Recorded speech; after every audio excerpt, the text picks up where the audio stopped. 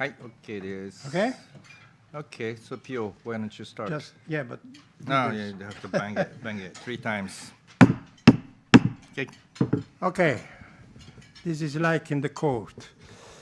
Well, good evening, ladies and gentlemen.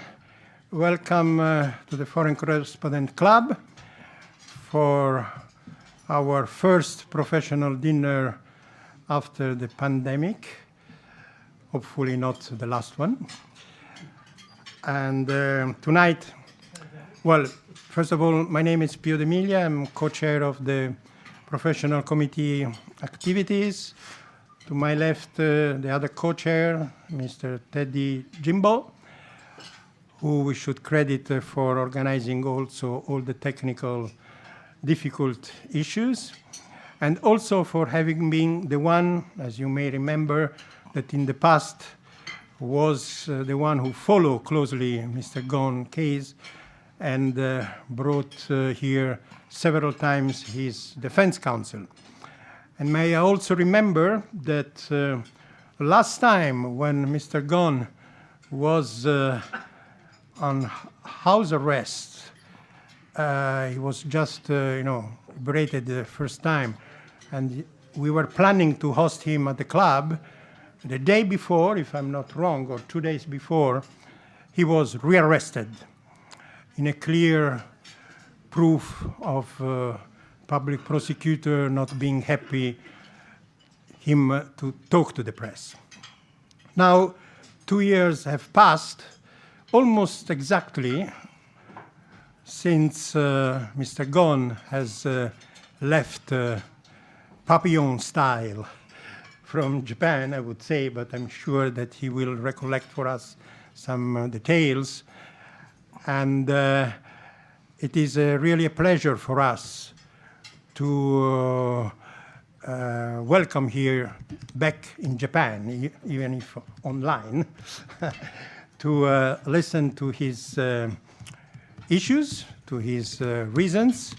Of course, the Forest Correspondent Club does hold no position at all. We are not responsible for whatever Mr. Ghosn is going to say tonight. But I hope you will enjoy this evening.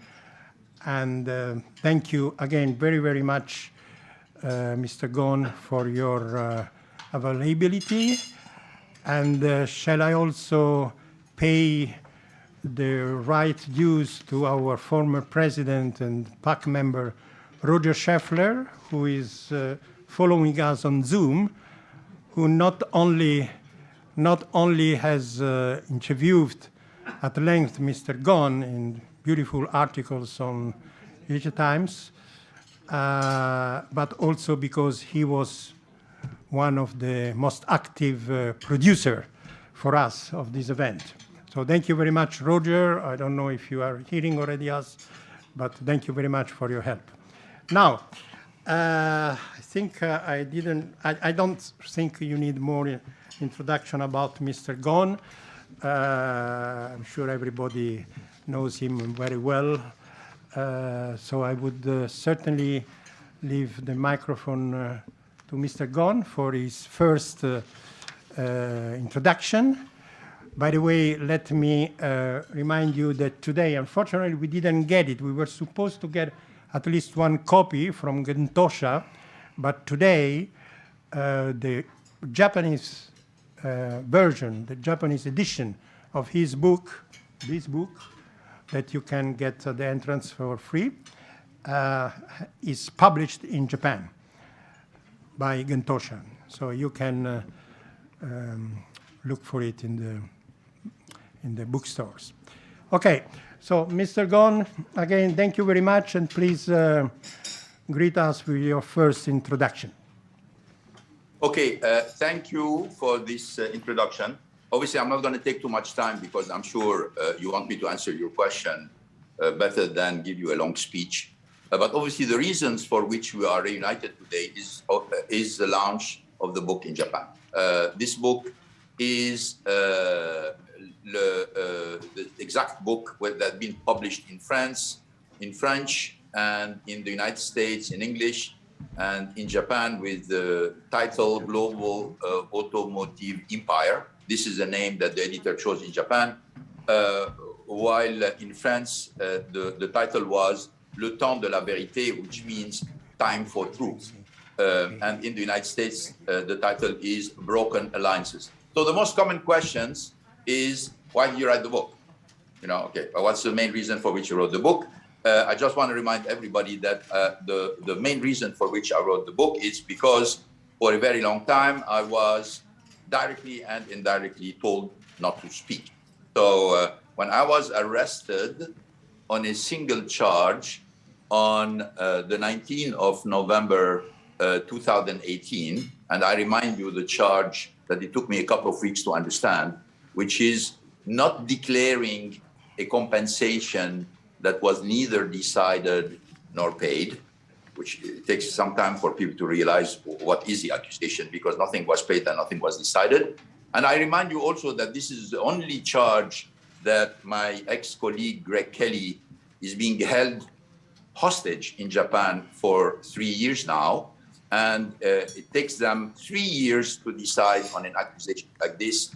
And it looks like his ordeal is going to continue until March the 2nd, where finally the judge is going to come with a conclusion to this very serious charge of complicity in non-declaring a compensation that was neither decided nor paid. So to come back to the issue, so the book was written because I couldn't talk. And I remind you that when I decided to write the book, I was still in Japan. For me, the horizon was many years of a very long and laborious and legal process, where I discovered little by little the discrimination, the unfairness, and at the end of the day, that I would not get in any way any fair trial in the country. So I wrote the book. The book is relatively old now. It has been written and published more than 1 year ago. And you know that a lot of things happened since. One of the most important things is a testimony of Pasi Ravinder, who was the general counsel of Nissan when I was arrested, who was an accomplice in a certain way into what happened to me, but finally decided to leave Nissan because, as he said it, I didn't want to be part of a thug association. I came here to practice law, and this was not law. He denounced everything from discrimination to conflict of interest to completely biased process of audit, etc., and there will be more to come. So there are many things which happened. There are documents which appear, which obviously mean that this story is far from finished. But at the beginning, this book I have written with Philippe Lies is telling you how I was seeing the case more than 1 year ago, about 18 months ago. And unfortunately for me, in a certain way, all the facts are really confirming everything we said from the beginning, even though we were not able to substantiate them with as many arguments as a very rigorous mind would like to do. Also, I would like to say that this book came after probably 4 months where I was kept completely under the control, obviously, of the prosecutor, which means that Nissan, the Tokyo prosecutor office, and Layton and Watkins, which obviously played an extremely unethical work into the whole process. They have been for 4 months bombarding and using the media to launch a huge campaign of character assassination, which had nothing to do with the charge on which I was arrested, in order to demolish a little bit the image and to, in a certain way, not allow the French to react to what was happening. Okay? So the reason of the book is expressing myself for the first time with the help of Philippe Lies, after many months of being kept into the dark and leaving to all these people with all the means they have, with the official power of the Japanese government, with all the money that Nissan could gather, with all the support of their lawyer, Layton and Watkins, to try to destroy the image which was built and try to give the media a lot of elements distorted, extracted from their context, explained following their own theory about the greedy dictator that we discovered 17 years after he operated in Japan. So this is the reasons for which the book was published. The second, I think, question most asked, and I will stop my introduction here, is, okay, where are you now? What are you doing? So, and I'm going to answer it because I know this is part of the most common question I'm being asked. Today, my life is practically divided into 5 points of interest.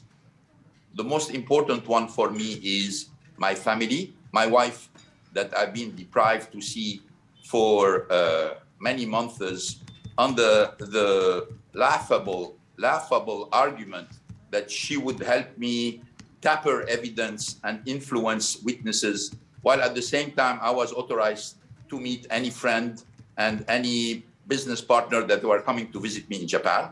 In fact, the real reason behind putting all these constraints on my relationship with my wife is to make me bend the knee and confess whatever they wanted.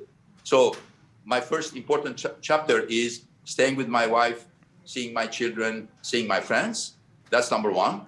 Obviously, beside this, I have 4 main activities. The first one is mainly academic and consultancy. I'm helping in a pro bono initiative, a university with a big seminar on strategy and business performance, which has been going on for this year very successfully, and next year is already booked. From the other side, I'm supporting this university to have organized a startup efforts in order to make as many business people as possible coming out of this university. So this is on the academic and consultancy case. Obviously, nobody forgets the fact that I was one of the first actor on electrifying the car industry, because I was the first one to launch a mass-marketed electric car with the Leaf by Nissan, followed by Zoe. So I'm being consulted by a lot of countries and a lot of companies who want to take a piece into this growing industry. The second activity is about communication. I've written 2 books. One of them is in front of you today. There was a second one I've written with my wife to talk about the ordeal we've been through for 13 months. There is the third one, which will be published soon. Obviously, I'm participating in some TV docu-series to talk about the case. There was one which is already on air, including in Japan. There is another one coming by Apple TV that has been announced. There are other initiatives also. I'm also helping into a fictional TV series, which hopefully will be out by the end of 2022. And I'm giving a lot of conferences and participating with many universities into writing business cases about what happened to me, and particularly about the justice system and the relationship between business and politics, and how investigative power are being used to change governance into companies. Then you have a third area of actuation, which is business. I had some interest into existing business in Lebanon that I'm following. Plus, I'm involved in many startups turning around the environment, particularly in Lebanon.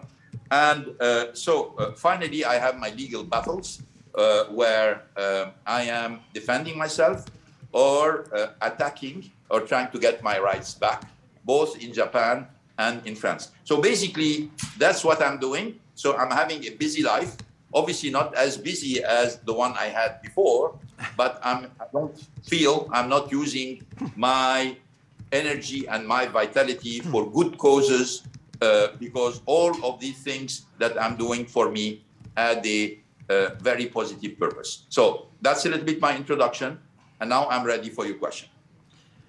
Well, thank you very much, Mr. Ghosn.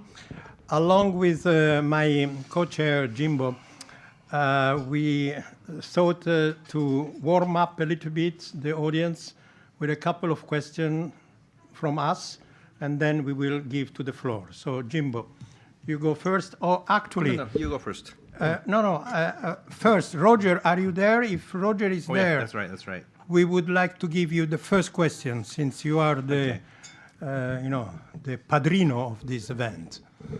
Okay, so we go to Roger. Are you there, Schriffler? Roger? Roger, are you there? Oh, hold on. I think he's muted. Roger, can you hear us? I can hear you. Can you hear me? Roger, you're sounding strange. Okay. I have a question. Can you hear me? You sound like in house arrest. Okay. Maybe. Can you hear me? My question is, if you can hear me, Nissan share price has fallen again, and it's still 10% over the last 10 days. Ken Curtis has put total loss number at $100 billion.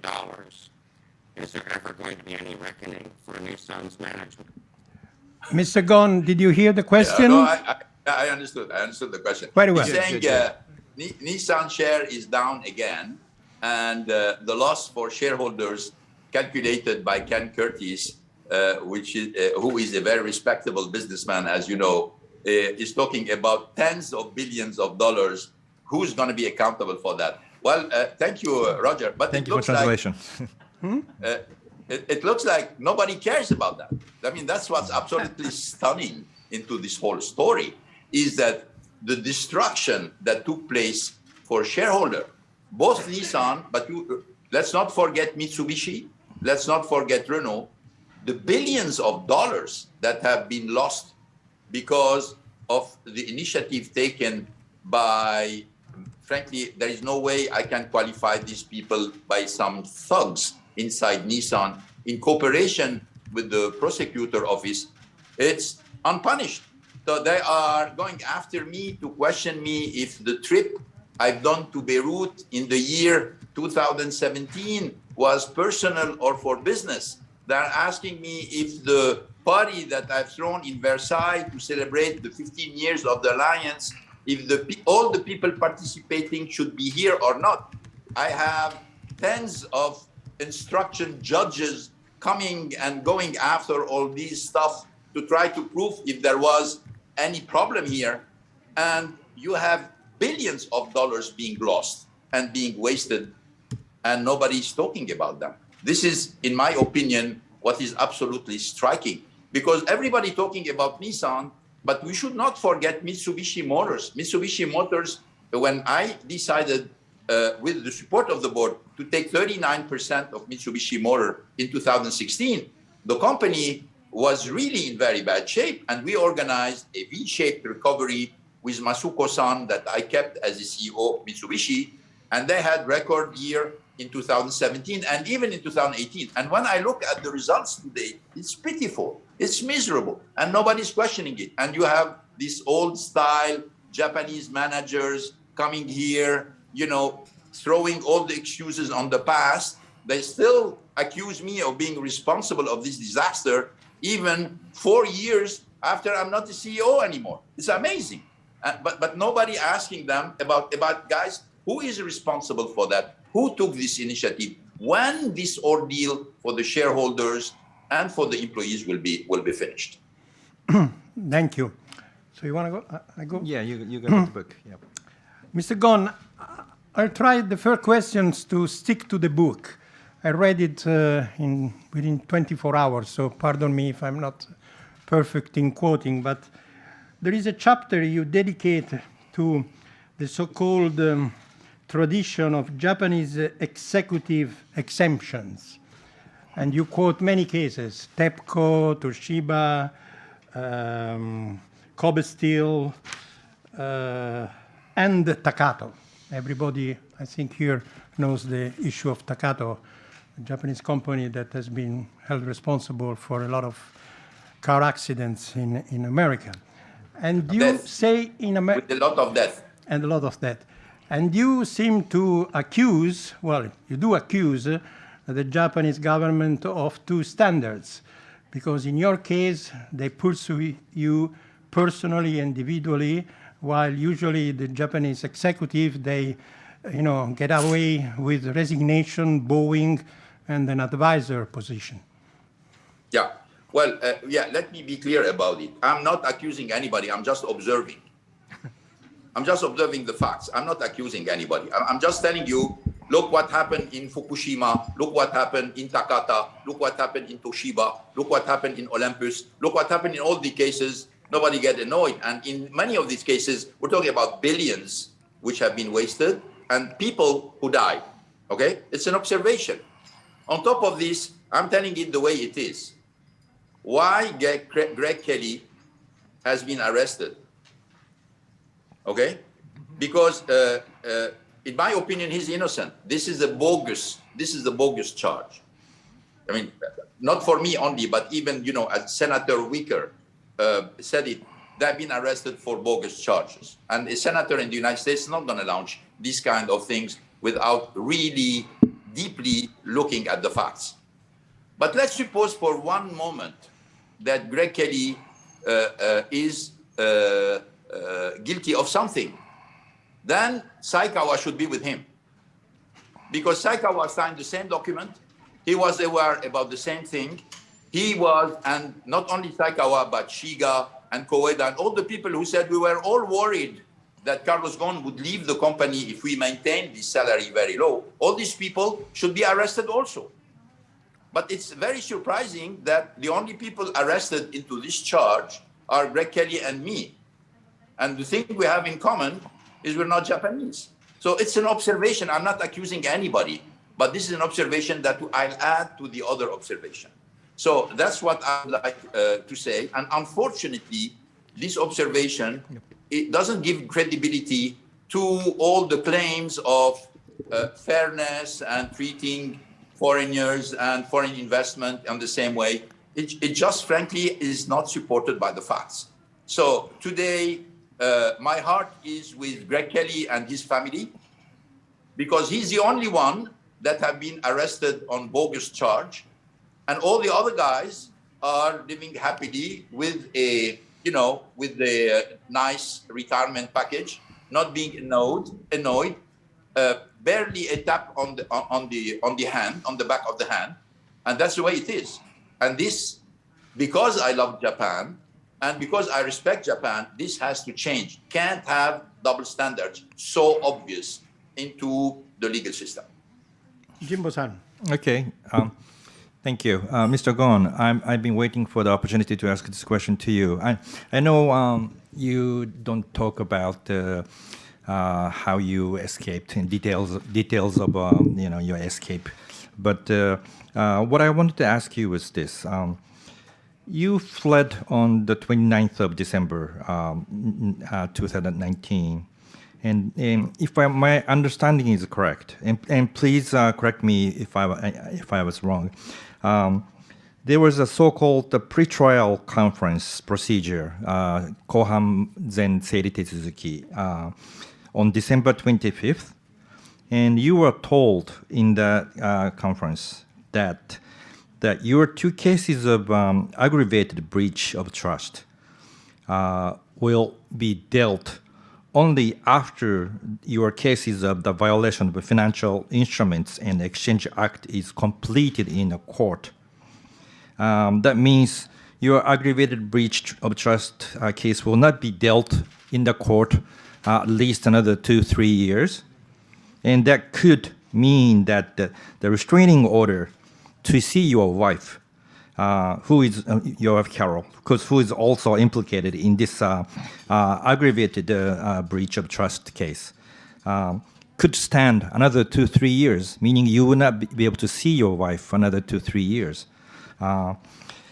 First of all, please correct me if there's anything inaccurate or wrong Okay. to what I said. And then my question is, how does this event affected your decision to escape from Japan by using rather sort of extreme measures? Or were you already determined to escape from Japan at the point of December 25th when you were told that this prosecutor's plan, which could mean you will not be able to see your wife for another 2-3 years? Thank you. Okay. Thank you for the question. And please, if I miss any one of, because there are many questions in your question, so I'm going to try to answer each one of them. First, my wife did not commit anything wrong.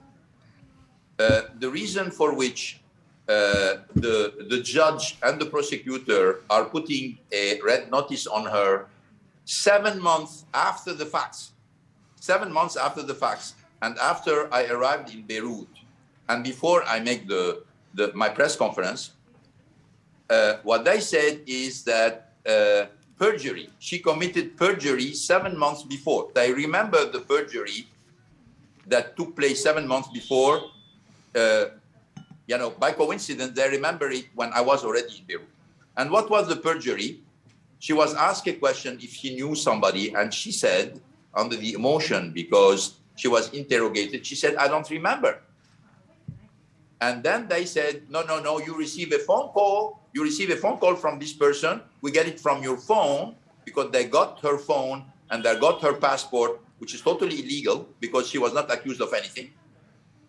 They said that she lied to the judge because she should remember. That's the reason for which they put a red notice, which is absolutely unbelievable. You know that in many countries, even if she lied, a wife talking about her husband, it's not a crime. She can lie, she can say, because usually the judge never take in consideration the testimony of a wife or a husband, because they are supposed to defend each other. Yep. But in the case of my wife, she didn't even lie. She said, I don't remember. And now they said it's a perjury. So it's obviously a very, frankly, a revengeful, very, in a certain way, humanly despicable attitude from the prosecutor and from the judge who accepted that. Well, this is for my wife, so she's not responsible of anything. Okay. Second, the 25th of December, I received two bad news. The first one is I couldn't see my wife, I couldn't talk to her. And the story of the judge, you need to submit to him a request on video, imploring him to allow you to talk to your wife on the telephone, which was, frankly, extremely diminishing all the time. And that he wanted you to tell him before you talk to her what are the subjects that you want to talk to your wife about. And he asked the lawyer to take a transcript of any discussion that took place between and my wife and give it to the judge.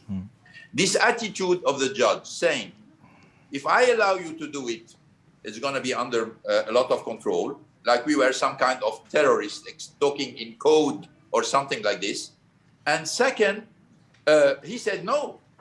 He said no, the 25th of December. On top of this, he, after telling me that he would consider making the trial at the same time in a simultaneous way, he decided that the prosecutors are too busy, always a very good reason, are too busy, so it's going to have to go first with the first charge and then with the others. Now, I look at Greg Kelly. Greg Kelly will have his final decision in March 2022, which means it took 3 years and practically 3 months to try him on a single charge, which is frankly very simple, a very simple charge like this. So I was imagining that if it's going to take 3 years for this first single charge, how many years is going to take for all the fabricated breach of trust that they brought against me? It was going to take 7, 8, 9 years, something like this. And the last thing I would like to add, because they kept piling up charges on me, okay? And the last one, they said, oh, this is the most serious one. Mr. Ghosn has a very bad relationship with these guys in Oman. You know, there is a flux of money, which is very suspicious, okay? Well, I ask you a very simple question. If there was any serious suspicion about my relationship with the Omani guys, why Nissan continued to work with them? Why Nissan renewed the contract with the same distributor, with the same CEO, with the same organization, with the same shareholders for many years to come? If there was any real and serious suspicion about dysfunction between me and this, you don't go after me alone. You would at least cut your relationship with this dealer. But you can check it, they continue to work with the dealer, both from the Nissan side and from the Renault side. which frankly, for me, it's a huge interrogation about, how serious they are into their accusation. So were you So determined? answering your question, Yeah. yes, the decision was taken on the 25th of December because I lost any hope of having any fairness into the trial and to have anything that would resemble to a swift a trial and a swift judgment. So the final decision was made on 25th of December to escape. Exactly. Okay. Exactly. Mr. Ghosn, allow me another question, then we will start with the floor. In your book, you write a sentence that impressed me. I think it's a proverb. When you are in hell, keep going. Yeah. What do you mean by that? That you were, what is the hell? The Japanese judicial system, especially the Daihyo Kangoku, I mean the detention cell, the prison in Kosuge, the way you were interrogated. Could you tell us in detail, please, how your normal day was during detention? Because if something like that would happen in China, North Korea, or Russia, probably, the world would say, oh, it's China, or it's North Korea. But that happened actually in Japan. Yeah. Well, first, for me, hell is the hostage justice system going on in Japan. But Japan has the right to have any legal system, but they should alert foreigners about it. If I knew that the prosecutor win in 99.4% of the case, and that at the same time there would be a pre-bargain system, which by the way was installed only recently in 2017 or 2018, I would have never stayed in Japan. I would never stayed in Japan, because anybody who has a grief against you and can persuade any prosecutor who would love, prosecutors have a tendency to love to have a big scorecard, get powerful people, get rich people, get big politicians, because it's a kind of joy for them to try to make sure, I got Carlos Ghosn, I got this person, etc. So if I paid attention to this score that I discovered while in prison of 99.4%, I would have never stayed in Japan. I would have said, oh, I'm sorry, I'm not going to take this risk, because I made so many enemies by making the good things for Nissan. I went through so many interests that were killing this company, and I fought them in a wholehearted way and in a very honest way, and I prevailed for 17 years. But when they offer the system of guilty plea bargain with the prosecutor, now you have a system which is a real trap for anybody. And it's a trap because you don't pay attention to it. You don't pay attention to it. So all of a sudden you're caught by surprise. So when you say hell is the hostage justice system, it's a system that it's not only denounced by me, but I'm talking about the thousands of Japanese citizens who are victims of this. And obviously the many foreigners also who are victims of this. This system has been denounced by the United Nations. And I know there are a lot of lawyers in Japan fighting this system. And I know that the opposition party also would like to make an evolution into the system. But so far as this system exists, I think it makes Japan a very dangerous country to be in. That's my opinion. And I've been a victim. I've been a victim of this. I'm trying to illustrate it. So now you're saying concretely what it is. What was the worst situation you endured? Yeah, the worst situation endured in the fact that you were cut from any contact with outside world, even after the prosecution finished with you, after you've been indicted. I had the right to see one person a day for 15 minutes. One person a day for 15 minutes. And even when my children came to see me, and my wife came to see me for the first time I've been arrested, they were authorized, because they were coming from the United States and from other countries, they were authorized exceptionally for 30 minutes a day. Okay? So this kind of systematic restrictions, which are all have a good reason, apparent good reason, but which are put in a way that they push you to despair. They push you to suicide. They push you to despair, but they hold you back at the extreme limit. It's frankly extremely unhuman. And I can understand that all the people, I feel for all the people going through this system where apparently there are good reasons for maintaining them into this condition, while in fact you're pushing them to despair, but you're holding them back at the extreme limit. Thank you. Jimbo, you have another question? No, let's go to Okay, the floor. so Let's go to the floor. I would like now to open the floor to questions. Please come to the raise your hand first and come to the microphone here or there and state your name and if you have an association. Thank you very much. So Ilgin, I think, was the first.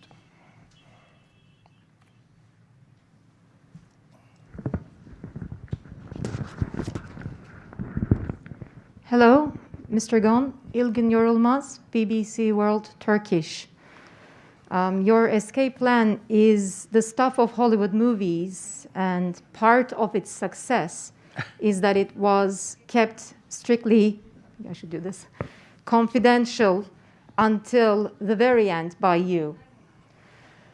Even from your family, you kept it hidden to protect them, as you've just said. In fact, it was perhaps such a secret mission that we later learned some people on the other end of the world who don't know your name or your face were actually involved in it involuntarily. I'm talking about the pilot, I'm talking about the co-pilot and the flight attendant on that fateful night when you escaped from Japan through Istanbul to Beirut. Now, obviously, these people are facing charges, and these people are now trying to prove their innocence, just like you are doing now. My question is, would you still carry out your secret escape if you knew then these people would be at risk of being charged in the end or even imprisoned? And what would you tell them if you came face to face with them today? Thank you. Yeah, well, I think you're asking a question where when I decided that there was absolutely no way for me to get anything that would remotely look like a fair trial in Japan, and I would not get anything that would remotely look like a speedy trial in Japan. By the way, I remind you that all the people you're talking about, they've been tried in a few weeks. And they got a decision in a few weeks. So they didn't have to wait, like my ex-colleague, Greg Kelly, 3 years and more than 3 years to get an answer from the judge about if he was guilty or innocent. But when I decided with the support of people who were in control of what's going on outside. I didn't know all the details of what's it. And in fact, I didn't know the details because we were very worried that somebody would be listening to our conversation, because obviously all this conversation took place by telephone, and that we until the last minute we didn't know if we were being observed or if somebody was listening. So there was a lot of coding, there was a lot of half said things, but it was enough to make a decision. So my part of it is to make sure that everything taking place in Japan was under control. Their part was everything outside Japan would be under their control. That's what happened. Even going through Turkey was something that I was not sure we would be the first destination of the flight. So in order to answer your question, you should not underestimate the fact that there was a lot of things kept secret into this trip, not because we were keeping secret between ourselves, but because we were really suspicious about any leak, anything that would bring a hint for the different authorities that this was being prepared. This being said, for the rest, the future will we'll see if I would cross our paths one day, and obviously I would be very glad to meet them. If I well understood, even your wife was not aware, was not informed. Nobody was aware, again, because I didn't want to take any risk of any leak. You can imagine, knowing now some of the detail of the escape, that any hint, any risk would have really eliminated the very little, odds that we have of being successful. Thank you. Who was after? I think Karin. Yeah. Let's have two girls first, and then. Good afternoon or good morning, Mr. Ghosn. My name is Karin Nishma. I'm working for Radio France in Tokyo. I would like you to explain us why there is so many documents from Nissan that has been shown to the Kelly trial, explaining that many people were working on how to compensate you after your retirement, or how to compensate you without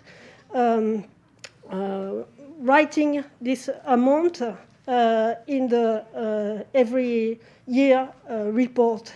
We showed a lot of documents at the trial, so I would like to have your version on this document. Thank you. Look, I was not at the trial of Greg Kelly, so I cannot tell you about the documents that were shown. But usually companies do not share, do not unveil things that are not decided. I mean, I've never seen it in any country in the world where the board or the CEO of a company has to unveil something which has not been decided, because you can decide something completely different. I asked a question to the judge when I was held in Japan. If I died in the prison, would you pay me these money? The answer is obviously no. So why can you try me and telling me that I'm responsible of not declaring an amount that has not been decided? This whole thing is a bogus reason. Now, if you want to believe that I was guilty, it's a different story. But if you look at it that in a very objective manner, this whole thing is frankly fabricated. Now, on top of this, I'm going to ask you a question, because the prosecutor and the judge have shown a lot of documents, and obviously a lot of them have been taken out of the context, explained in a very specific way. And all these documents have been sent to the juge d'instruction in France, Monsieur Tournaire, okay? When the Lebanese authorities, because today in Lebanon, at the request of Japan, I can't leave the country because there is a red notice to Interpol. But Lebanon do not extradite his citizens. They already said it to the Japanese authority, we're still a state of law. We have laws, we have a constitution, and we do not extradite citizens. So if you want justice, please transmit your accusation to us, and we can try the guy. Obviously, Japan did not dare respond. I mean, they've been asked for 2 years now. They didn't dare respond. And but on the contrary, they sent everything they had against me to the French. So it's very suspicious attitude. I'm Lebanese citizen. I'm in Lebanon today. If you want justice, if you want to really see if I'm guilty or innocent, please transmit it to the authorities and to the legal system, which is valid in Lebanon. They didn't. They don't want to send it. So which means what? You're not looking after justice, because if you think you have a very good case, you will transmit the case, knowing that the country is not going to extradite you. You will transmit the case, but you don't extradite the case, which means you want to punish in a certain way by saying, let him stay there until we decide when we're going to release the red notice. That's what's taking place. So in a certain way, Japan is trying to, in a certain way, expand their hostage system outside their border. That's what they're doing. Because by refusing to transmit the file to the Lebanese authorities so I can get a fair trial in this case, they are just expanding the hostage justice system by maintaining the request of a red notice without limit on Interpol. Okay, Karin, a very quick follow-up, very quick. What are the amount that are on the document? There is an amount for each year and a very precise amount. What are these amounts? The amount, again, I mean, I cannot answer about documents. I was not present. I cannot tell you. But the amount that the prosecutor showed me, and I think this was the same that they showed to the trial of Greg Kelly, is the difference between what I was earning every year and the average CEO pay of company, which was every year analyzed by a consultant company who was following the CEO pay at the global level. That's what I think was the amount which was shown. Okay, can I hear some from TBS? Okay, let's go to Zoom then after that.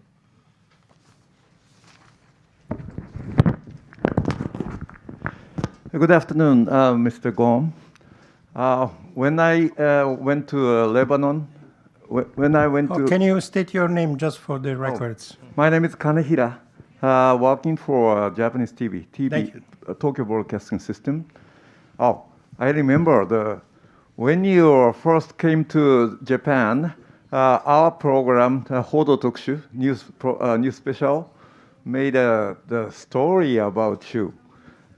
We prayed and admired you as a savior or messiah of the Japanese car industry. And after you escaped from Tokyo, Japan, I went to your country to cover the first press conference at Beirut. We are not allowed to enter the press conference room. You picked up just only 3 Japanese media. And I was very shocked, and I was very disappointed at that time. And thank you so much for the opportunity to ask you to directly. My question, I have a very simple question. I have about your colleague and your friend, Mr. Greg Kelly. I did the interview with him. He is still believing you. He is believing you still now. And he is now awaiting the judgment by Japanese Tokyo District Court. What's your message directly to Mr. Kelly? He is now very distressed. He is now very, very annoying. He is in pain. What is your direct message to Mr. Greg Kelly? Yeah. Thank you. Well, thank you for your question. It's a very interesting question, sir, because first, yes, Greg Kelly was my ex-colleague. As he said it many times, he was not my friend. He was my ex-colleague, and I have highly respect for him. But this is not the kind of person that I was, we were partying together or getting out. It's not. It was very professional, but I think he's somebody high integrity and very high level of professionalism. The only mistake that he made is he hired Hari Nada and he promoted Hari Nada and he defended Hari Nada, who ended up being, frankly, a very mean and despicable person into the whole process. This being said, you are asking me the question like I am holding Greg Kelly. You're saying the guy is depressed. He's desperate. Who is holding Greg Kelly, sir? You are holding Greg Kelly. The hostage justice system is holding Greg Kelly. It's a shame that you're keeping a man like this for more than 3 years for such a bogus reason. I mean, there is no country in the world that is going to maintain somebody in prison, arrest him for something which was not decided. You can show whatever documents. In many companies, you have a lot of scenario analysis, etc. Until something is decided, it's not a fact. But you guys are looking like, it's a fact. It was going to be paid. There is something fishy. It should have been declared. Okay? But frankly, when you're looking at me and saying, what's your message to Greg? Greg is a victim. Greg is a clear victim. He paid 3 years of his life for being honest and not playing the plea bargain. Because if he was guilty, sir, Hiroto Saikawa should be in prison. Hari Nada should be in prison. Onuma-san should be in prison, and many other Japanese people should be in prison with him. That's the reality. So yes, I feel for him. I feel for him because he had the integrity to defend himself, to say he's innocent, which he is, and to stay strong and very respectable during the whole process. Thank you. Now let's switch for a while to online colleagues. Jimbo, you are in charge of this challenging system. We have about 20 reporters standing by on Zoom, and we'll go back to the floor after a few questions from the Zoomers. Okay, let's hear from Peter McGill. Peter, please enable your video, and you are up. Yeah. Thank you. Can you hear me? I can hear you. Can you enable the video if you can? Okay, hang on. Let's see if that works. On the bottom left, there's the yeah, does that work? Oh yeah, here you go. Yeah, okay. Yeah, you got it. No, you got it. Can you tell your name and your identify yourself first, please? Peter McGill. I'm freelance. I've got a question. There's a lot of speculation, apart from the Japanese claims about breach of trust and corruption. There's been a lot of discussion, a lot of debate as to whether there is some ulterior motivation for these charges by the Japanese side, by Nissan, by the prosecutors, by METI. And the crux of this speculation is that the Japanese side believed that the French government and Renault had a plan to fully merge Renault and Nissan, and that this would, in effect, to take over Nissan, and that you were involved, that you were a party to this plot, as they would see it. And you are the best person to clarify whether that is true, and that's what I'd like you to do. Thank you. Okay, thank you, Peter. It's partly true, partly wrong. Let me explain to you. There have been always tentative from the French side to try to act like Nissan was a subsidiary of Renault, and even to consolidate Nissan. Not at the beginning, because in 1999, the consolidation of Nissan in Renault was not possible because of the huge debt of Nissan and the unprofitable level of Nissan.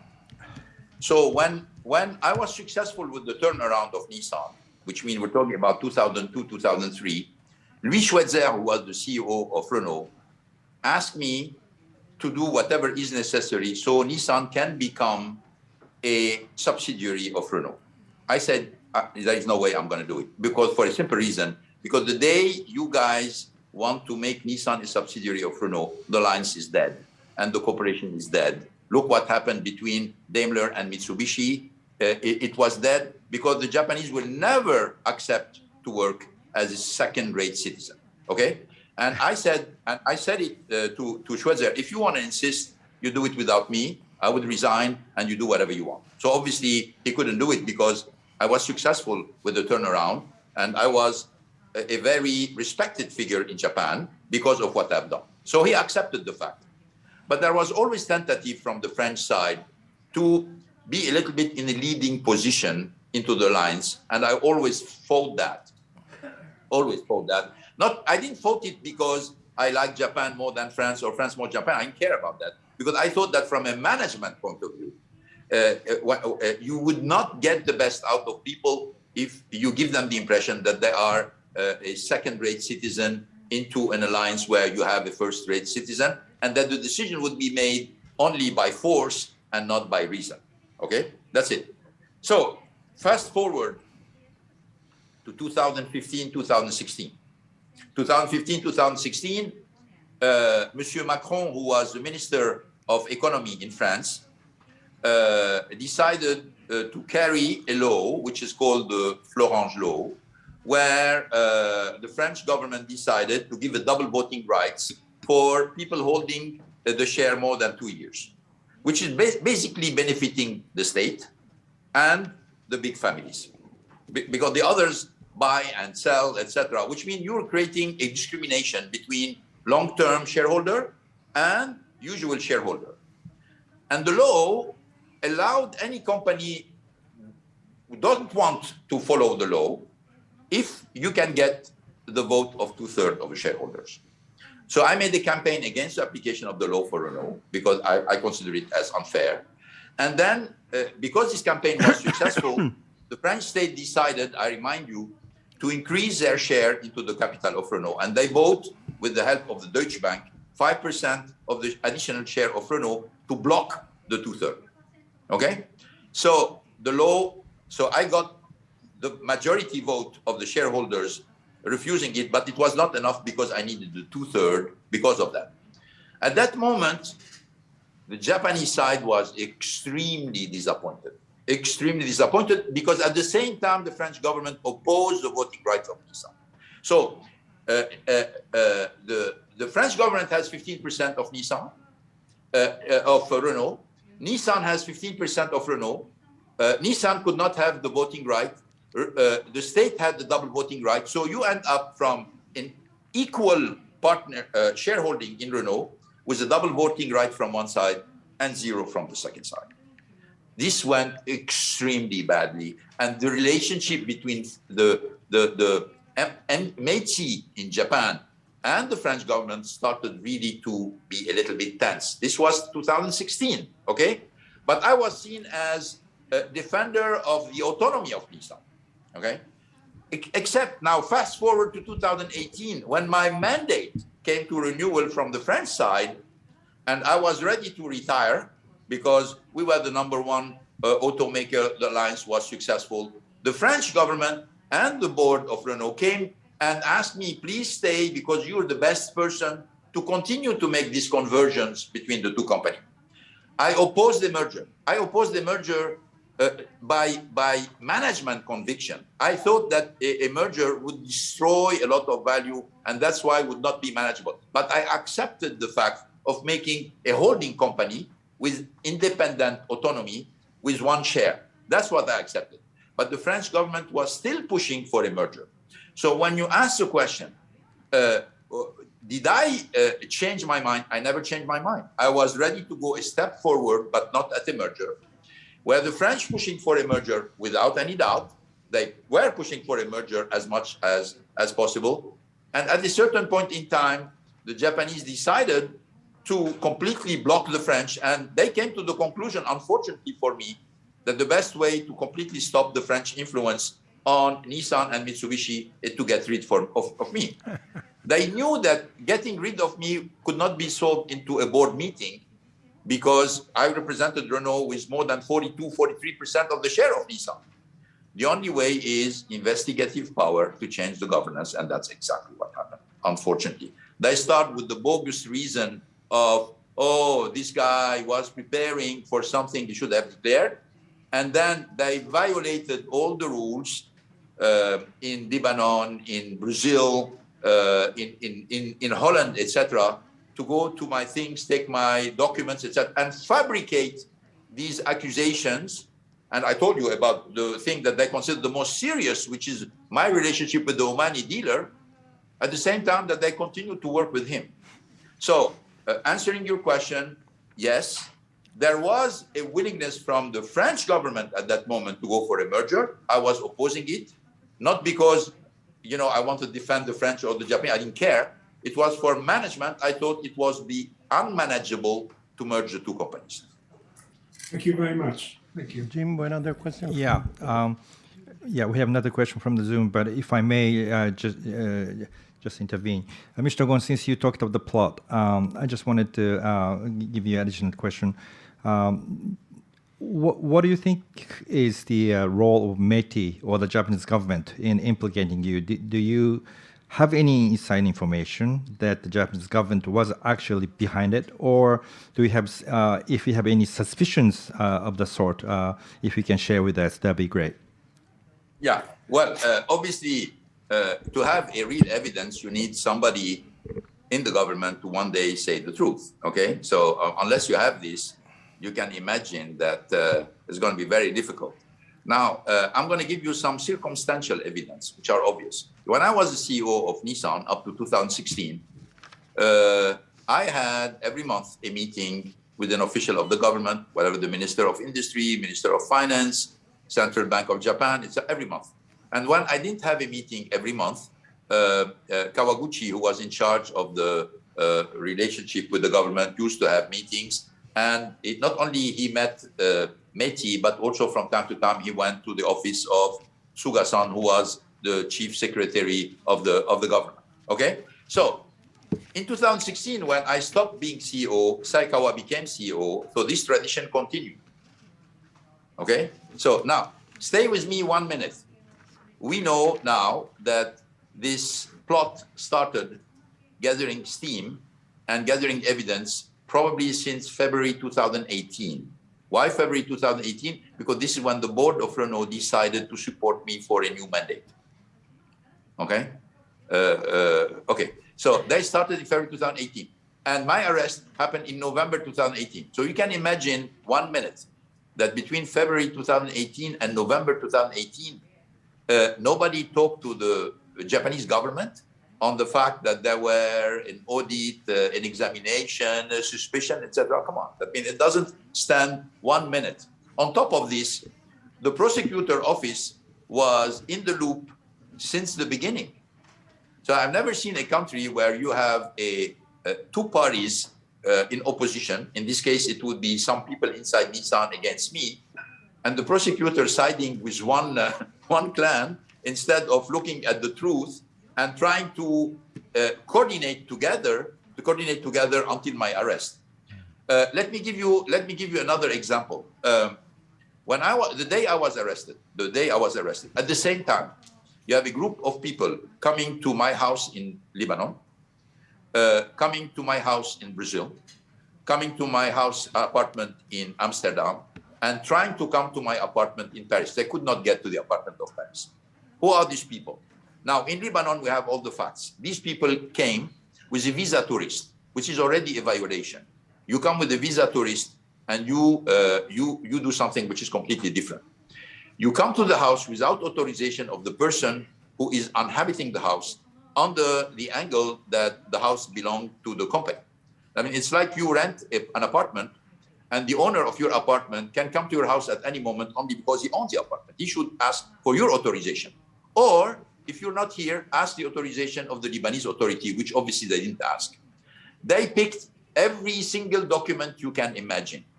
And these documents that they have stolen, we found them in the office of the prosecutor of Tokyo. Now, tell me how these documents that have been taken in a legal manner from in Lebanon found themselves on the office of the prosecutor, and then the prosecutor using against me. And there was not a question from the prosecutor in Tokyo. There's not even a question from the instruction judge in France about the origin of these documents. Not that these documents are incriminating. I don't care. I defended myself. But a normal legal procedure should ban any action like this, but they are totally covering them. And I can tell you a lot about it, about the obvious collusion that existed between certainly the prosecutor office and some people inside Nissan. And I don't think something like this could have happened without at least the acceptance or the support of the Meti, which at that moment was headed by Seiko-san. Okay, thank you very much. Okay, we have one more person from the Zoom. We have Yuri Kageyama standby. Yuri, you're up. Go ahead. Can you identify yourself first and ask questions? Yeah, my name is Yuri Kageyama from the Associated Press. So, Mr. Ghosn, besides like Nissan, should not have come up with all these charges that you are saying that you're innocent of, and they should probably say they shouldn't have never have done that and apologize on their hands and knees. Besides that, can you tell us 3 things that Nissan is continuing to do wrong, especially in its business, if any? Yeah, Yuri, frankly, I don't care about them apologizing for being on their knees. This is a system which is a Japanese system. If it's accepted by the Japanese people, it's the problem of the Japanese. It's not my problem. I'm just telling things as they are. What I want is Nissan to pay me my rights. They are holding my retirement package in a way that I consider illegal, and also to compensate me for all the trouble I've been there. And I don't care about bending their knee or getting the confidence, and let them go slowly back to what they were before 1999, a boring and uninspired company trying to find a reason to exist. And frankly, I don't care. I turned the page. I have been asked to go to Japan in 1999 to save this company. I put my heart in it. I have spent 17 or 18 years of my best professional life to save this company, and this is the way I'm being rewarded. And that's what's make me bitter about and frankly, I make me bitter because this is not the culture of Japan that I know. And I have a lot of House representatives from the opposition who came to me and told me, we are really ashamed of the way our country is treating you. You've done good things for our country. It's not normal that we pay you with such a mean manner. And that's what's make me bitter. This being said, I'm not going to keep this bitterness for life. What I want Nissan is to compensate me for everything that they've done to me, and then let them do whatever they want. Personally, I think that today there is no vision inside Nissan. I'm being told, because obviously I have a lot of inside information still from the company. There is no vision. They don't know where they're going. They have no image about this huge technological transformation that is taking place. They have pitiful results, and they are proud of it. I mean, I've seen the communique that they are back to profit, and that it looks like a miracle. While Toyota last year made 15 billion euro of profit, 15 billion euro of profit, and they didn't even make a claim of victory. Nissan is having such pitiful result and being proud of it. On top of it, the excuses that are found for their performance. They still talk about the fact that we were too ambitious, that we grown too much the company, that we paid too much incentive in the United States, and all these things. It's interesting because the United States and North America were under the management of Jose Munoz. Jose Munoz left Nissan immediately after I was arrested. Where did he go? He went to Hyundai. Today he's managing Hyundai in North America. And look at the result of Hyundai North America compared to the result of Nissan in North America. It's striking. Okay, so if you say what Nissan should do today, frankly, I don't care less about that. It's not my problem anymore. Let them handle it.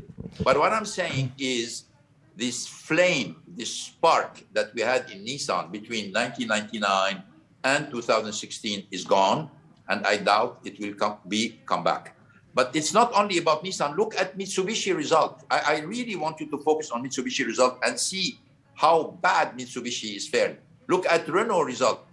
The ambition of the French was to create a big alliance where they could influence, okay? Now they barely have any influence on Nissan, and they barely have any influence of Mitsubishi. So it's a disaster at all levels. That's the situation. What I'm fighting for is for my rights and for my reputation, nothing else. Thank you. Let's go back to the floor here. Two questions here, Anthony and then Khaldun. Then.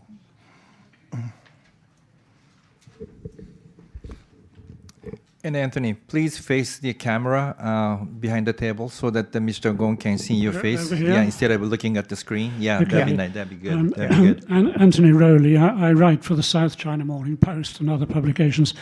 Mr. Ghosn, I'm not an expert on the motor industry, and correct me if my interpretation is wrong, but I understand that there was a plan to create an alliance of no fewer than 7 international motor companies, of which Nissan would have been a part.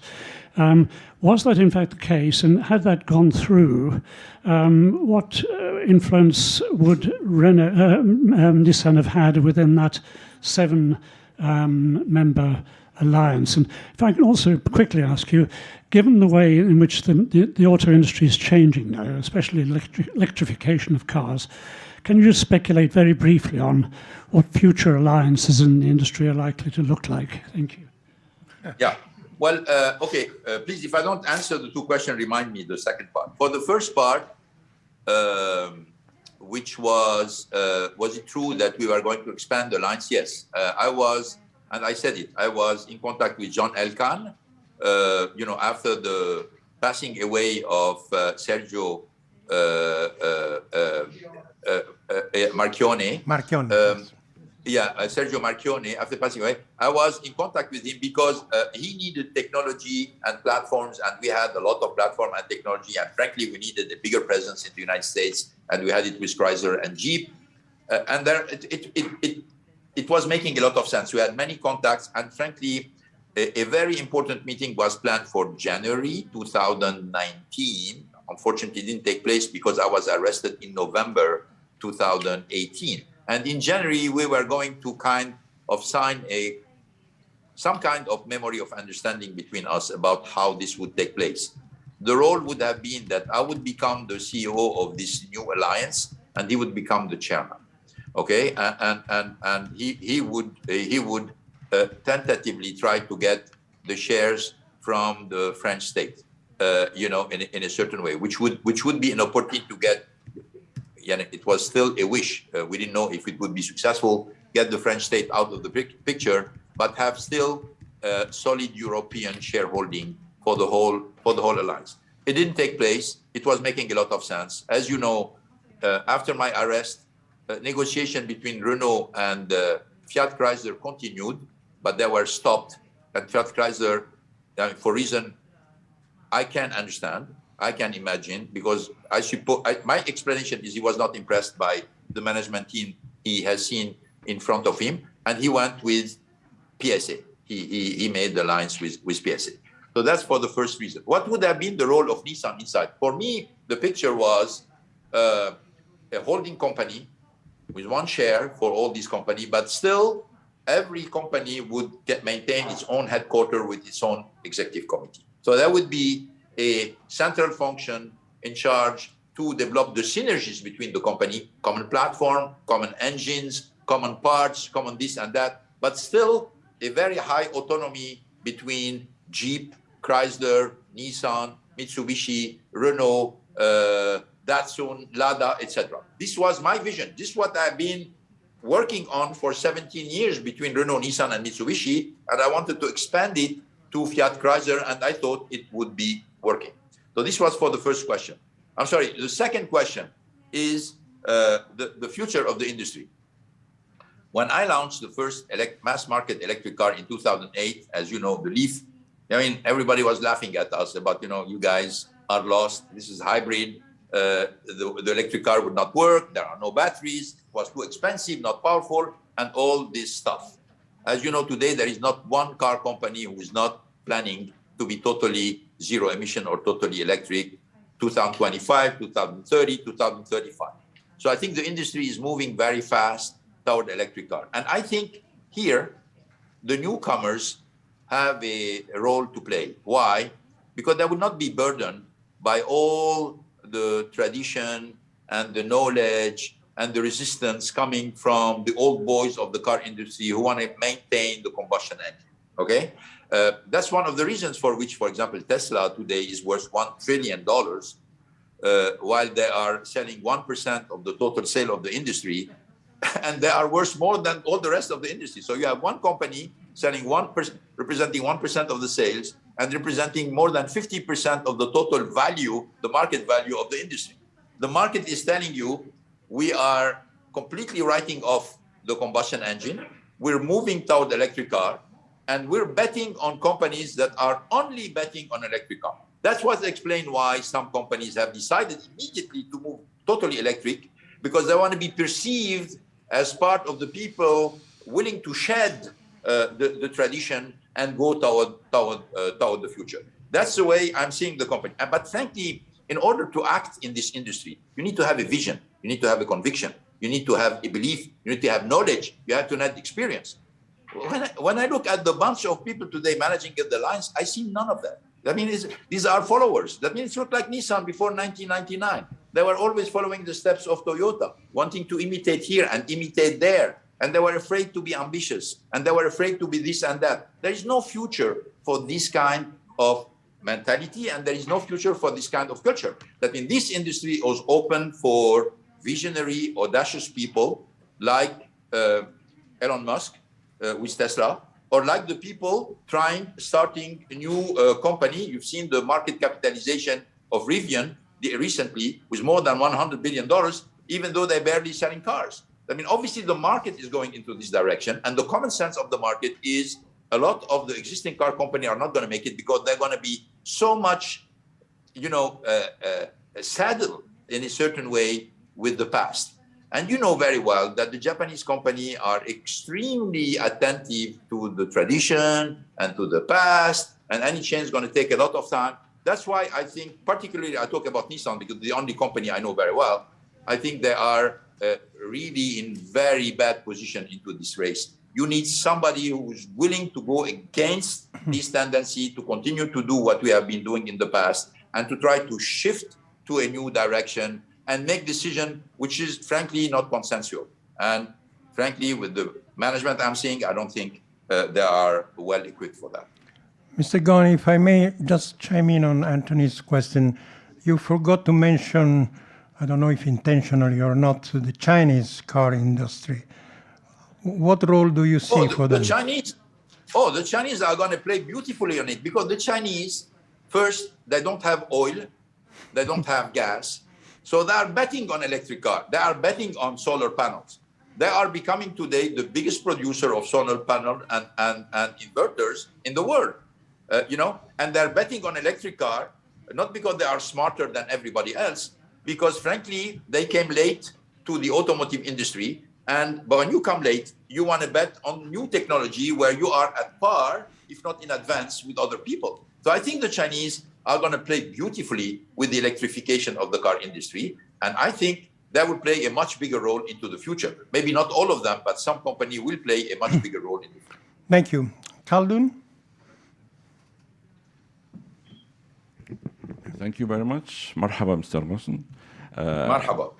I am speaking for Arab News Japan, and my question is: you said that you love Japan, and that's why you want the legal system here to change. So, in your opinion, what kind of changes you are looking for?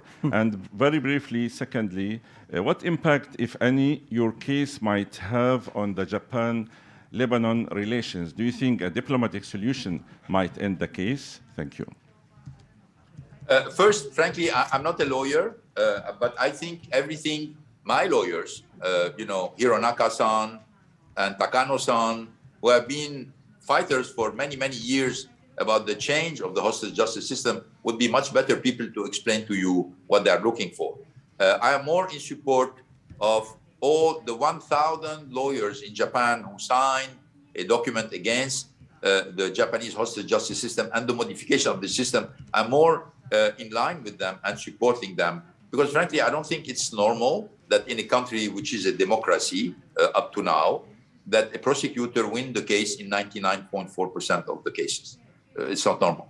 I mean, in no country in the world, prosecutor wins 99.4% of the, and they have this score even though there is no compromise. They don't make any compromise. There is no settlement. They just want it their own way. And they win in 99.4% of the case. There is something fishy to the system, which means that if the prosecutor want to charge you of something, you're dead.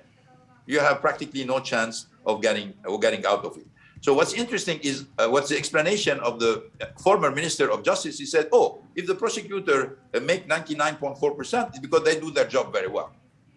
Well, it means that the defense lawyers are not doing their job at all, or the judges are not doing their job at all. So it looks like only the prosecutor count, and all the other guys have absolutely no importance into the system. This is not worthy of a country of the magnitude of Japan. This is not worthy of a large democracy. And I'm not telling you something you don't know. Many people in Japan, and certainly the 1,000 lawyers who signed this document, are aware of this. And that's why they're asking for a modification of the system. Because the system that you have with the possibility of a plea bargain is a killer, which means that anybody can commit something wrong, go to the prosecutor, ask for a plea bargain, and charge his boss that his boss asked him to do this.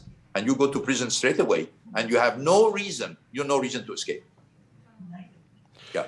On top of this, again, I just want to remind everybody, because it looks like nobody's paying attention. I mean, the United Nations take a clear position on this. United Nations said about my case, that said that it was an arbitrary arrest, that my human rights have been all violated, and they asked Japan to make an inquiry about how this happened and ask for a compensation. But it looks like this didn't happen. Nobody said something. We're talking about the United Nations here. We're not talking about an NGO. Thank you. We have now a question from TV Tokyo, please. Sorry. 日本語で失礼します。テレビ東京の安倍金次です。日産の件についてはもうどうでもいいというふうにお話ししていましたが、そういう中でちょっと聞きにくいんですけど聞きます。日産は先月、自動車の 50% を電気自動車かハイブリッドの車に変えると発表しました。それについて、200億ドル、2兆円を投資すると発表しました。この計画について、あなたはどう評価しますか。できればいいところと悪いところそれぞれあるんだったら教えてください。To translate into English, my name is Abe of Tokyo Television. After you have just mentioned that you don't care about Nissan from now, it's perhaps a difficult question to be asking. But of course, last month, Nissan announced that they are planning to shift 50% of their automobiles to electric or hybrid and to invest 2 trillion yen into this plan as well. I would like to ask if you could make a comment about this plan, whether it's both its good points and bad points as well. No, Frank, frankly, I cannot comment because I don't know what led to this kind of decision, etc. But in the industry, in our industry, and probably I'm probably the guy with the longest experience of this industry. 5% is a statement, and 95% is the execution. We've heard a lot of plans, grandiose plan, where you're going to invest trillions of dollars here and there, you're going to develop this technology. But at the end of the day, what counts is what you are able to execute. Can you execute? Can you execute with discipline? Can you execute with focus? The difficulty when you are making investments like this in a new technology is not to make a decision, oh, I'm going to build a battery plant and I'm going to build, everybody's going to agree on this, nobody cares. Is when you do that, you're going to have to stop other projects. And this is where it becomes a little bit difficult. And particularly in Japan, because not a lot of people are going to say no. Okay? So if you're going to invest 1 trillion yen and whatever into new technology, then you're going to have to explain to me what you're going to stop. What are the cars you're going to stop? What are the technologies you're going to stop? What are the plants you're not going to feed? This is where it becomes a little bit difficult. Because announcing grandiose plan where everybody's going to applaud and everybody read is easy. But making a decision about what you're going to not do in the future and what you're going to stop is a much more difficult thing. And then, with the culture of consensus and brotherhood that may exist in some old boys kind of company, this is extremely difficult. So that's why frankly, statements and big declaration don't impress me. I've seen a lot of big wishes and big programs that went all through the waste. What is important is what are you going to decide not to do? What are the things you're going to stop to give credibility to your new investment? Because unfortunately, when I look at the bottom line of Nissan, it's not impressive. That means even with their so-called return to profit, it's the most weak operational results since 1999. If I accept the financial crisis, the year of the financial crisis where everybody tanked, when you look at the results of Nissan, they are absolutely not impressive. So where are you going to get all this cash to invest if you don't cut from the other way? I would like, you should ask them, when you want to do that, where are you going to cut? Where are you going to stop? Okay, Mr. Ghosn, just to remind you, our colleague Khaldun has asked you to please answer the second part of his question, which was, how do you think your issue will affect, if there will be an effect, between Japan and Lebanon? Well, it should not affect because, this is a legal issue. So this is a prosecutor. It's supposed to be prosecutor talking to prosecutor and legal system talking to legal system. Okay?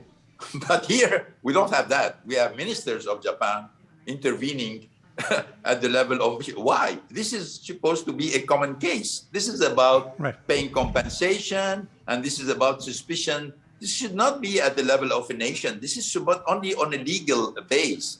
And on a legal base, Lebanon has, it's a country where you have, the French say, état de droit. It's democracy. It may have problems, but it is a democracy. And you have the rule of law. And the law in Lebanon is very clear. They do not extradite their citizen, period. It never happened. It cannot happen. So they said, okay, guys, you want to clarify, please transmit to us the file. And we have no stake. We have no political stake. Carlos Ghosn is not a political person. He's not very known in Japan. He's not running for office. Let's look at it in a very legal way. But Japan say, ignoring all the requests so far for 2 years. So I don't think there are going to be any problem at this level because the rules are clear. It's not a question that there is a gray zone here subject to interpretation. There is no gray zone. Or you want this case to be tried because you have very big argument, and then you can transmit the file to the Lebanese judicial system and defend the case in Lebanon, which is clear. Or this is all about something else, which I think it is, which is getting rid of the guy, because you thought at the beginning, let's not forget that at the beginning they thought I would confess. I didn't confess.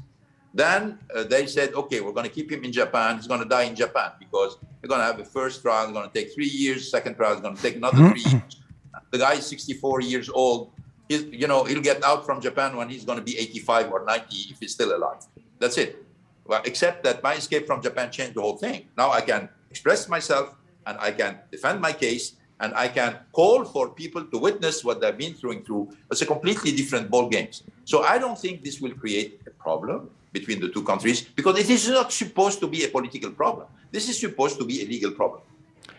Well, I'm sure, Mr. Ghosn, that you have been told that between Japan and Lebanon, there is also another old history for much more grave crimes. Some people of Red Army are still in Lebanon, and the Lebanese government does not extradite them. So from the Lebanon side, you are on the safe side. But I'm sorry, the Red Army are Japanese citizens. Yeah, exactly. Yeah. It's a completely different story. I mean, if they were Lebanese citizens, this is a completely different story. These are Japanese hiding in Lebanon. It's a different story. But here I'm talking about a Japanese citizen resident, a Lebanese citizen resident in Lebanon, and asking, please transmit the file so I can have a fair trial here. They don't. Well, actually, one of them became Lebanese citizen, I think. But anyway, please go ahead. Your question.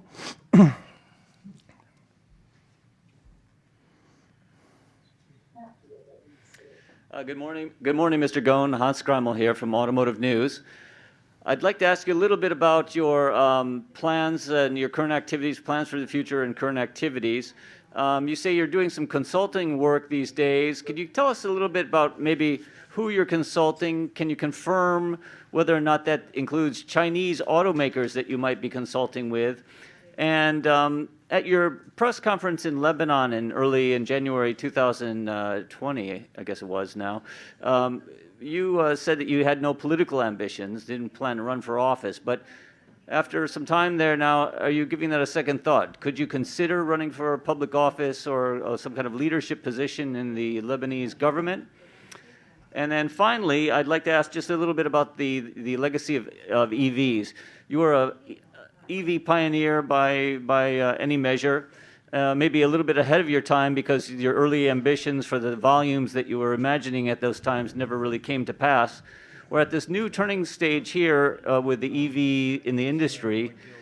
Do you think this is possibly a false dawn, that there is too much investment or overinvestment in this industry right now? We have almost every maker is investing now, hundreds of billions of dollars.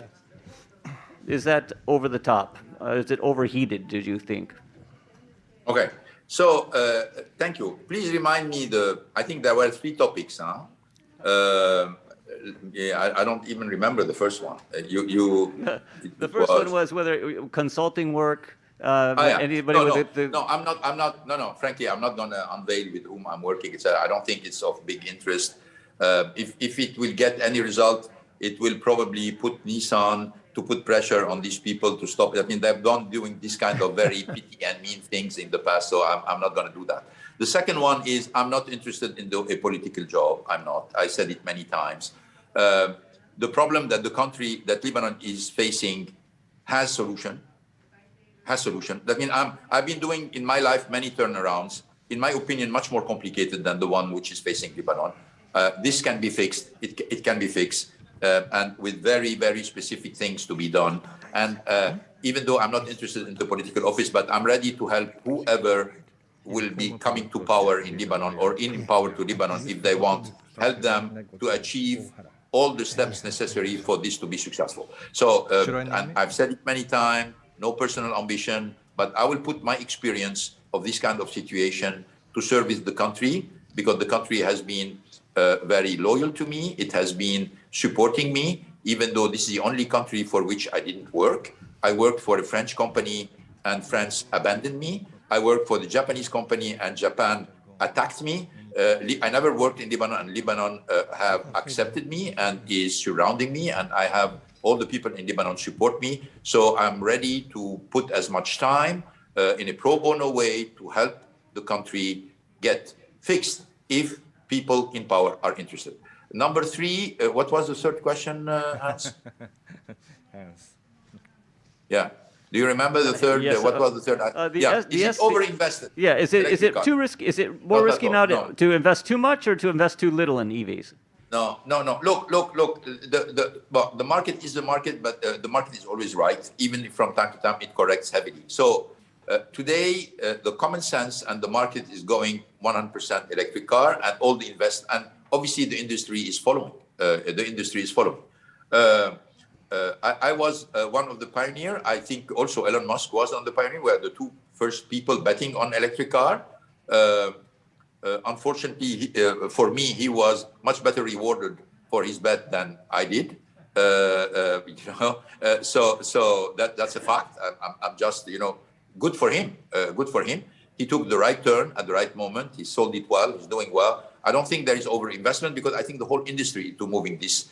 And this is a huge industry. That means we're talking about 85 to 90 million cars sold a year with all the suppliers going around. So when you see these investments which are being done, I don't think it's too much. What I think is you're going to see a shift, a very important shift from old technology to this new technology. And the difficulty for traditional car makers is how they're going to stop the old investment. Are they going to be able to resist to the old boys in their company telling them, you still need this engine. It's not sure that the electric car is going to be 100%. We should fight for this and that. And the speed of this shift is going to determine who's going to be winner or not. The market is betting on Elon Musk is going to be a winner. Why? Because he doesn't have any baggage. He only have electric cars and batteries. That's all. So that's what they are saying is going to be a winner. While the others going to have a lot of baggage. The baggage is not only the assets that they have, they need to manage or get rid of, etc., but even the mind baggage. I mean, you're going to still have old boys executives saying, you know what, we shouldn't. Maybe it's overinvestment. It's not going to go so fast, etc., etc. I don't think so. I think the market is moving with the right amount of money at the right speed. We're going 100% electric because the technology is there, and it's totally compatible with the climate, obligation, with the climate change obligation that all the countries are agreeing on.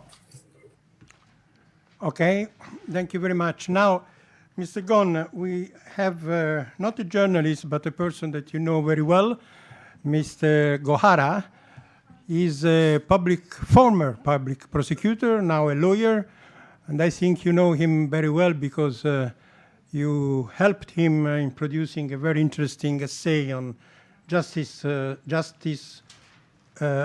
justice in Japan. Mr. Gohara, please. はい、弁護士の郷原です。ゴーンさんに対する検察の捜査、そして日本の人質司法を、私は徹底して批判してきました。そして現在は、ゴーンさんと日産との間の民事訴訟で、ゴーンさんの訴訟代理人を引き受けています。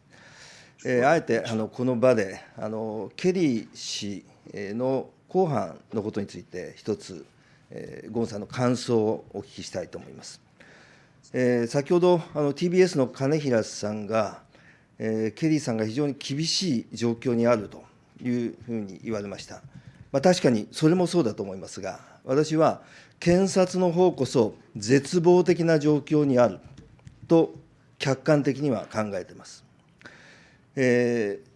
先日、このケリーさんの公判で検察の論告が行われました。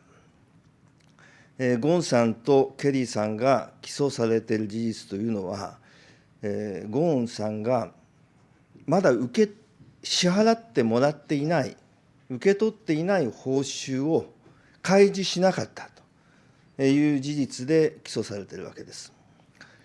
常識的に考えると、それはまだ受け取っていないけれども、法的に受け取る権利がある、退任後に正式に受け取れる、そういうお金を開示していなかった場合に、開示義務があるということだと思うんですが、検察はそういう立証ができませんでした。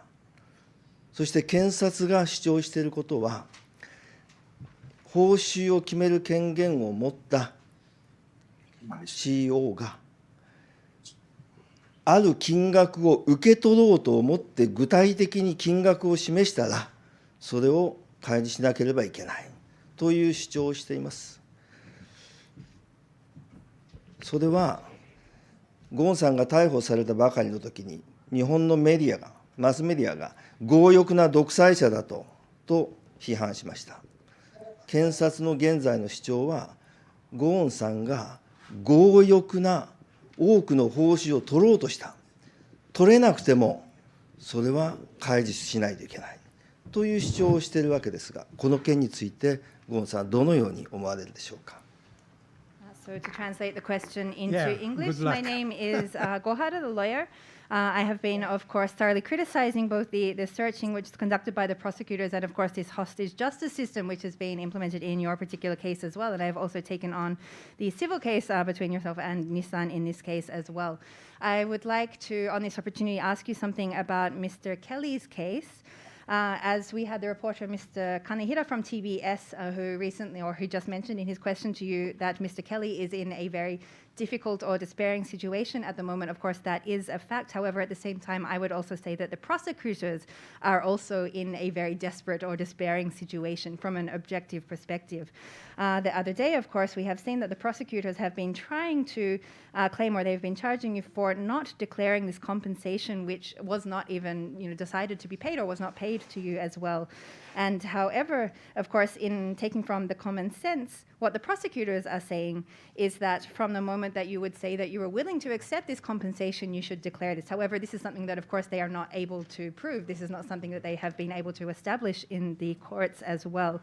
And so, however, from the very time that you were first arrested, the Japanese media have been portraying you as somewhat of a greedy dictator, in a sense, saying that you were not declaring this compensation and portraying you in this light in regards to this issue as well for this compensation, which was not even confirmed or decided at that point as well. I would like to ask if you could make a comment on this issue.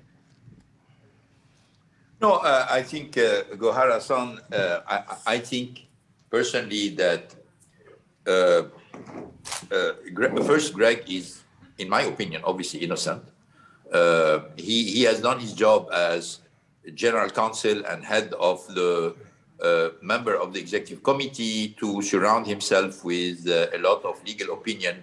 Between them, you have Latham and Watkins, which said that everything we were doing was totally legal, which is interesting because now they are from the other side and feeding the prosecutor with the same opinion, but with a twist against us. I think he's innocent. Yes, he's in a bad. He is paying with 3 years of his life held hostage in Japan.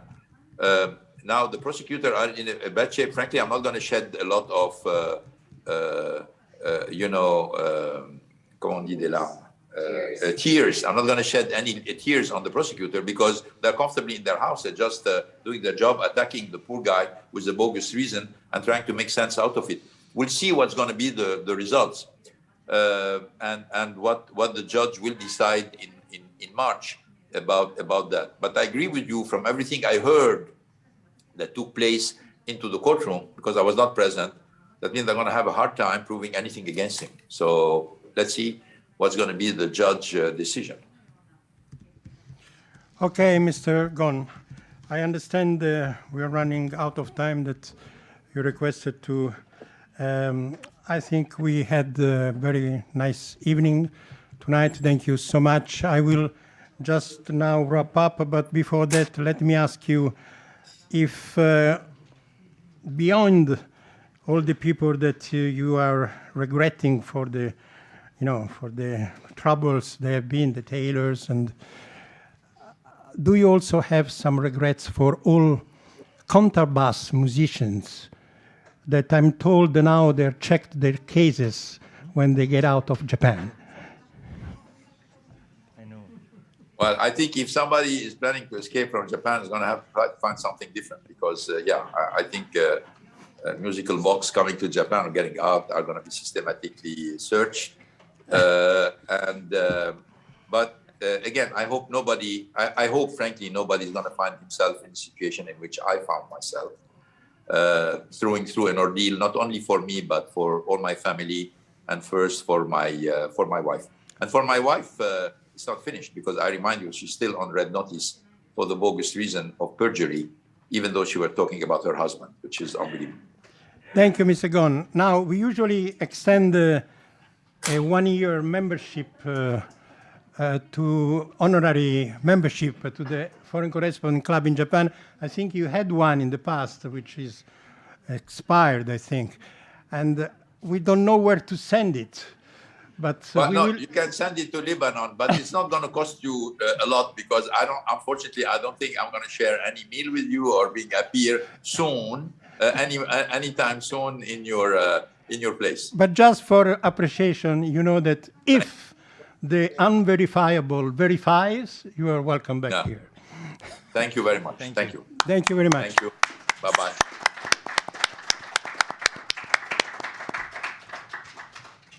Thank you for tonight, and let's adjourn this professional dinner. Hope you enjoyed. And thank you, Jimbo. Thank you. Thank you for coming. Thanks for coming.